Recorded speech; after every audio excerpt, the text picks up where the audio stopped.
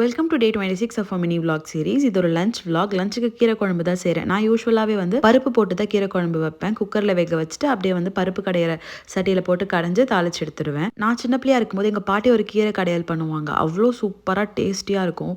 ஒரு பாத்திரத்தில் கீரை, சின்ன வெங்காயம், பூண்டு, தக்காளி எல்லாம் வேக வச்சிருவாங்க. கீரை கடையிறதுக்குன்னே ஒரு சட்டி வச்சுருப்பாங்க. அதில் வறுத்த காஞ்ச மிளகா ஒரு 2-3, கொஞ்சோண்டு புளி, கல்லுப்பை சேர்த்து முதல்ல நல்லா பொடி பண்ணிப்பாங்க மற்ற வச்சு. அது கூட வேக வச்ச கீரையும் சேர்த்து நல்லா கடைஞ்சிட்டு வடகம் போட்டு தாளித்து வச்சுருவாங்க. செம்ம டேஸ்ட்டாக வெண்ணெய் மாதிரி இருக்கும் சாப்பிட்றதுக்கு. எல்லாருக்கும் கீரையெல்லாம் போட்டதுக்கப்புறம் அந்த சட்டியில் கொஞ்சோண்டு கீரை இருக்கும். அதில் சாப்பாடை போட்டு கலந்து உருண்டை பிடிச்சி கொடுப்பாங்க.